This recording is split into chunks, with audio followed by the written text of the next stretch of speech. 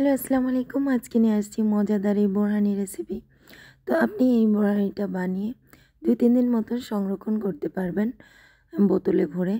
তো হাতের কাছে থাকা উপকরণ দিয়েই আমি এই বোরহানি রেসিপিটা বানিয়েছি। খুবই সুস্বাদু। তো চলুন দেখুন। তো ১ম এ নিয়েছি ধনেপাতা, তারপরে নিলাম পুদিনা পাতা, তারপরে এখানে নিয়েছি সাদা সরিষা, তারপরে দিলাম লেবু, তারপরে দিলাম আ বিট লবণ, তারপরে নরমাল লবণ, তারপরে দিয়েছি গোলমরিচ, তারপরে দিয়েছি আদা রসুন, তারপরে কাঁচামরিচ, তারপরে এখানে আমি মিষ্টি দই নিয়েছি। বাসায় থাকা মিষ্টি দইটাই আপনি ব্যবহার করতে পারেন। তারপরে এটাকে ব্লেন্ডার করে নিয়েছি। ব্লেন্ডার করার পর এটাকে আমি ছেঁকে নিয়েছি দেখেন।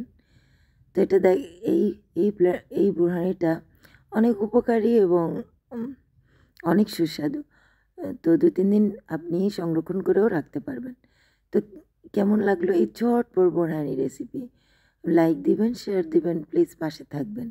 তো এভাবে পরিবেশন করুন। আর আমার রেসিপিগুলা কেমন লাগবেন বলুন।